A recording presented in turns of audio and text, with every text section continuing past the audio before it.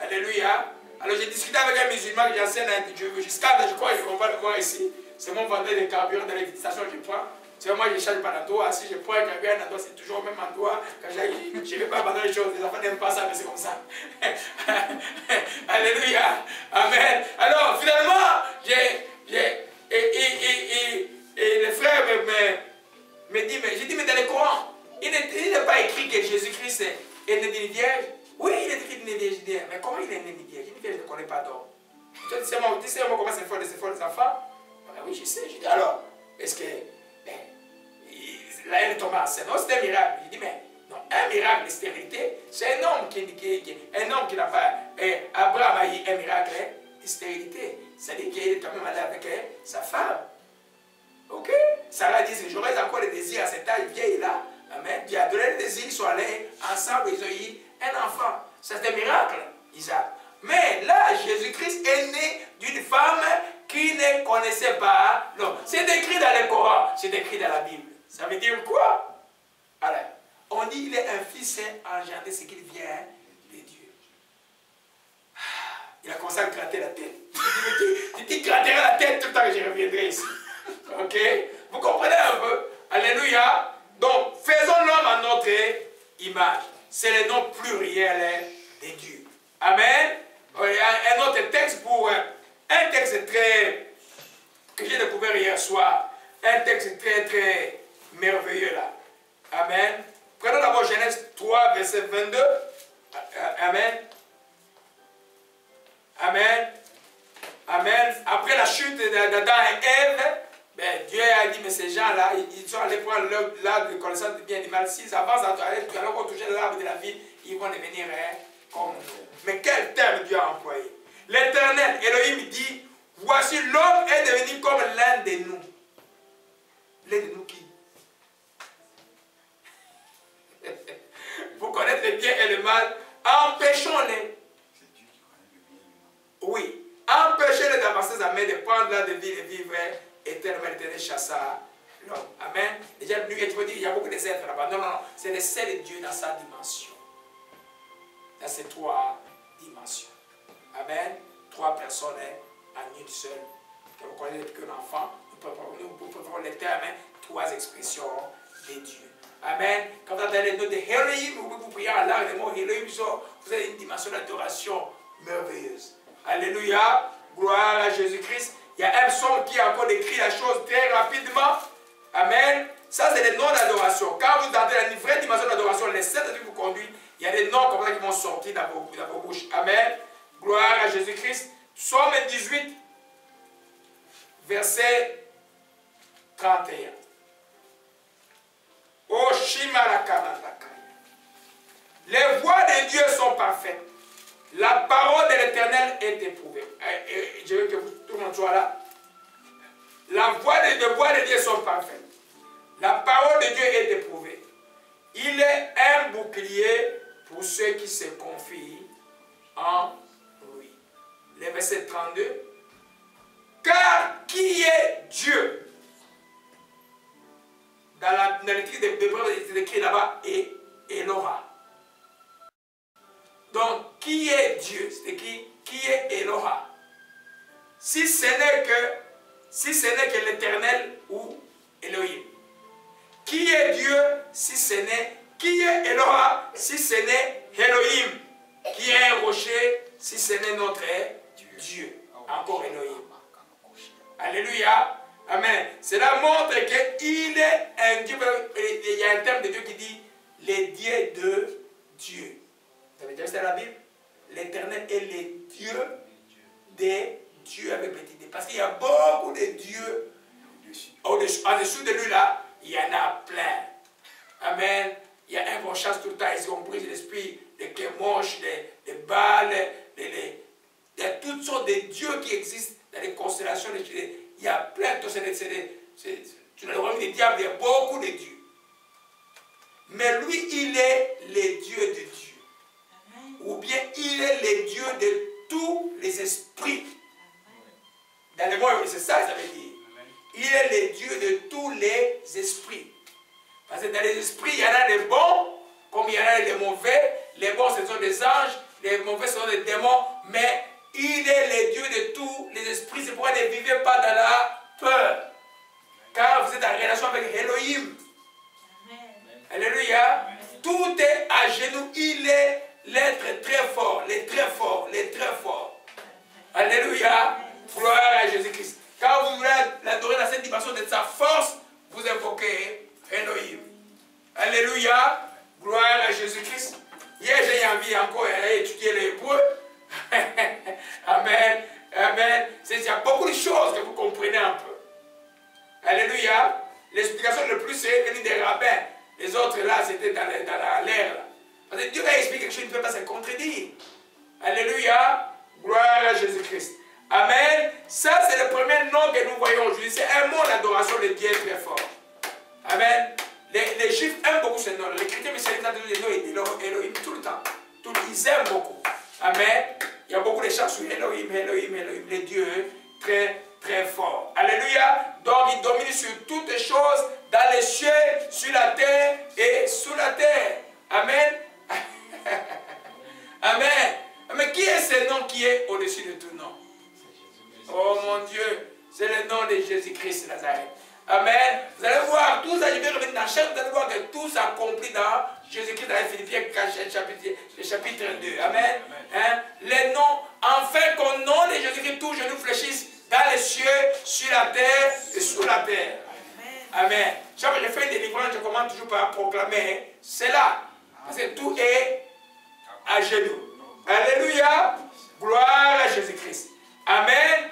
Le second nom de Dieu que nous voyons aujourd'hui, c'est peut-être le plus connu que vous connaissez. Il est très dans la Bible, je crois 6000 fois dans la Bible, c'est revient. Amen.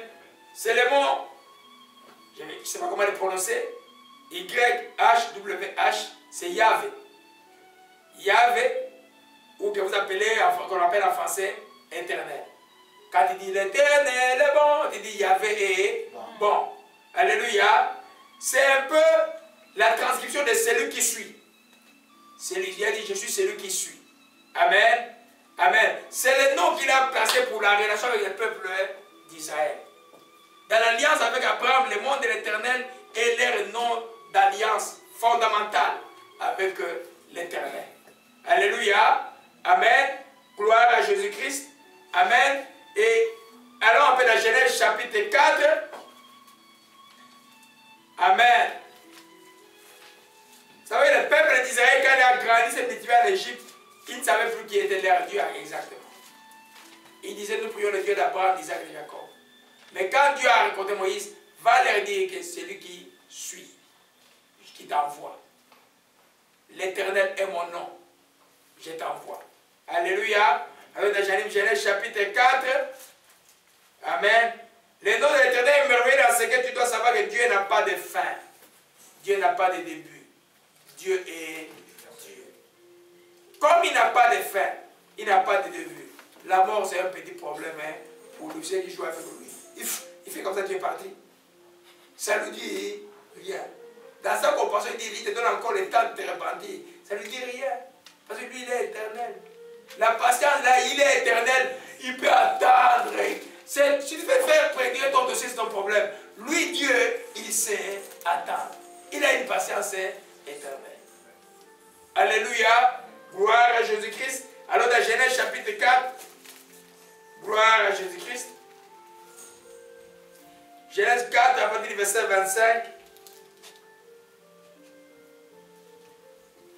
Alléluia. Alors, je l'ai dit au début de l'enseignement, je reviens au verset 26. Seth eut un fils, il appela du nom de Noé. C'est alors qu'on commença à invoquer le nom de l'Éternel. Amen. Et dans toute la génération des fils d'Abraham, le nom de l'Éternel est le nom principal qu'il invoque.